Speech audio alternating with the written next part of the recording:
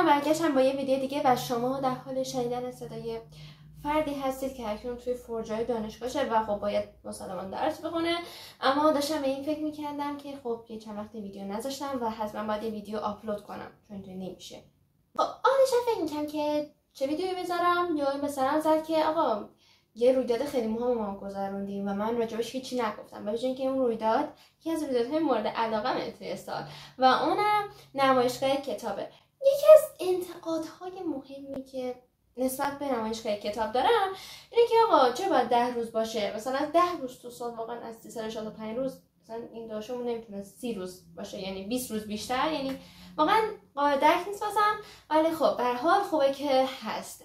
یه سری کتابا خریداری کردم توی این فرجه برای تابستون و خواستم که بهتون نشون بدم.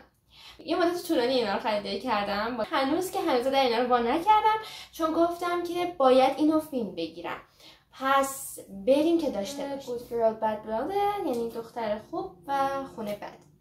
این کتاب سری دوم یه کتاب جنایی که الان بعد بهتون نشون بدم. خب ببینید، سری دوم این کتابه که من هنوز حتی این کتابم نخوندم، یعنی خب نخوندم ولی خب چیزا خوبی راجعش شنیدم، پس قطعا قرار خوشم بیاد. و از اونجایی که نظراتو خوندم و فهمیدم این کتاب حتی از کتاب اول هم بهتره، خودم جای شکی واقعا نمیمونه، با توجه به اینکه قیمتش هم خیلی کم بود و فکر کنم از 200 خورده ای شده بود 90,000 تومان و من واقعا فرصت رو غنیمت شمردم. داستان این صحبت کنم. کتاب اول اسمش A Good Girl's Guide to Murder، یعنی راهنمای دختر خوب به قتل. یه کتاب جناییه و داستانش راجع به یه کیسیه که حدود 5 سال پیش بسته شده و پلیسا معتقدن که آره آقا قاتل رو پیدا کردن و ما مطمئنیم و اینا، اما توی این شهر خب قتل زیادی اتفاق میفته و یه دختر هستش که هر چقدر بزرگتر میشه نسبت به این قضیه مشکوک‌تر میشه، تا اینکه تصمیم میگیره پروژه نهاییشو درباره قتل این اتفاقی که در واقع 5 سال پیش اتفاق افتاده بیا راجعش بررسی بکنه و پروژه نهاییش این بشه. واجه میشه که یک نفر هست که توی این شهر میخواد پنهان بمونه و آره سر همین نظرم جالب باشه. من شنیدم کتاب عاشقانم هست، حالا که تو سایت‌های مختلف گشته باشین معمولا اونایی که خیلی کتاب عاشقانه دوست دارن هم حتی از این کتاب خوششون میاد طبق چیزی که من دیدم. کتاب که قرار بهتون نشون بدم این بود که حالا قراره با هم بازش کنیم. من عاشق اینم که یعنی مثلا عاشق نشرایی هم که کتاباشون رو این شکلی پلاستیکی میکنن، واقعا خیلی انسان‌های باشعوری هستن چون کتاب سالم میمونه، بوی خوبش محفوظ میمونه، بونایی میده.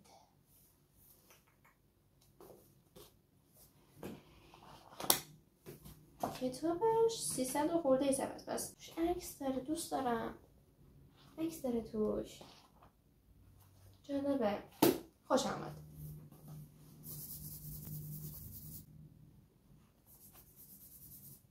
صداش خوبه. بعدی که میخوام معرفی کنم اسمش The Housemaid یا خدمتکاره که احتمالاً اسمشو زیاد شنیده باشین چون خیلی ترند شده. این کتاب راجع به یه خدمتکاریه که به یه خانواده‌ای به نام وینچستر خدمت میکنه. در واقع خدمتکار میخواد با کار کردن توی این خونه زندگیشو از نو بسازه و هر جور که دلش میخواد خودشو به دیگران معرفی کنه چون نمیخواد راز خودش فاش بشه. هر روز بلند میشه و یه سری کارا رو انجام میده، یه سری کار روزمره که برای هر خونه لازمه، تمیز کردن، پخت و پز، و وقتی کارش هم تموم میشه میره توی اتاق کوچیک خودش که همونجا بهش دادن، میره اونجا غذاشو میل میکنه.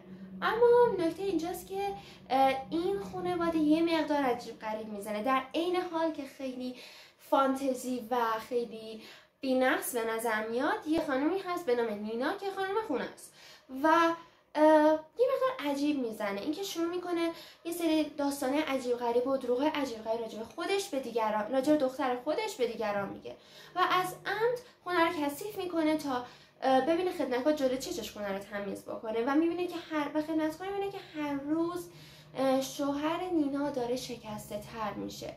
خدمتکار دلش می‌خواد که زندگی کردن جای نینا چطوریه، که یه کمدی داشته باشی که بتونی توش قدم بذاری، یه خونه خیلی بی‌نقص. وقتی میره وارد کمد نینا میشه، یکی از لباسای سفیدشو به تن بکنه، نینا ماچشو میگیره و اونو توی اتاقش زندونی میکنه. اما نکته اینجاست که خانواده وینچستر از راز خدمتکار خبر ندارن و نمیدونن دقیقا اون چه جور آدمیه. از طرفی هم وقتی خدمتکار راز خانواده وینچستر رو میفهمه که راز خودش در مقابل اونا واقعا هیچه. به نظرم چون خیلی راست تو راست شد، بعد خیلی داستان جالبی باشه. من به شخص خیلی برای خوندنش مشتاقم. کتاب 332 صفحه است و این جلد اول از مجموعه خدمتکاره. و اما کتاب بعدی یه کتابیه که خیلی تعریفش رو شنیدم و واقعا ازش توقع میره، خیلی ازش توقع دارم و به ویژه که کتاب دومش نسبت کتاب اولش بیشتر باب شده و سر همین خیلی دوست دارم کتاب اول رو زودتر بخونم تا کتاب دوم برسم. و این کتاب یه کتابی تو سبک رمانتیزیه، یعنی رمانس و فانتزی. The Fourth Wing، جناح چهارم. به نظرم داستانش باید جالب باشه. خیلی زیادی ازش شنیدم. و خب داستان این چیه؟ داستان چجوری دختری به نام وایولته که حدود 20 سالشه و با زندگی خیلی خوبی داره، کتاب میخونه، عاشق تاریخ و اینا. و این دختر شاهزاده است. مادرش برمیگرده بهش میگه که تو الان باید وارد گروه اجازه سواران بشی. و خب این مخالف روحیه وایولته. اصلا وایولت از لحاظ جسمانی انسان ضعیفیه و نمیتونه واقعا توی اون شرایط خیلی دووم بیاره. از طرف دیگه هم خیلیا دنبال جایگاه وایولتن، پس تلاش میکنن که به هر نحوی شده وایولت رو کنار بذارن تا خودشون به اون جایگاه برسن. و وایولت داره تمام تلاشش رو میکنه تا بتونه طول خورشید روز بعد رو ببینه، چون خیلی ها میخوان وایولت رو بکشن و به جایگاهش برسن. از طرف دیگه هم این حکومت با یه سری جنگا رو در روه که هر روز این جنگ داره مرگبارتر میشه و وایولت متوجه قضیه میشه، متوجه میشه که حکومت یه سری راز داره که نمیخواد مردم از اون خبردار بشن. میتونیم باز کردن کتاب.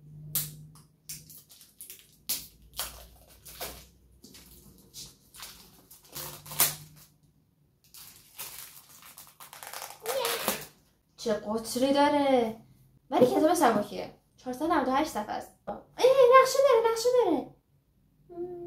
اینم از فصلاش، این فصل اولش و همینجوری میره. امروز امیدوارم که خیلی لذت برده باشین و اگر که کتابی توی این دسته از که خوندین خیلی خوشحال میشم توی کامنت من نظرتون رو راجبش بگین. کلی بهتون خوش بگذره، بچهای دانشجو از فرجاتون خوب استفاده کنین و تا دیدار بعدی بدرود. خداحافظ.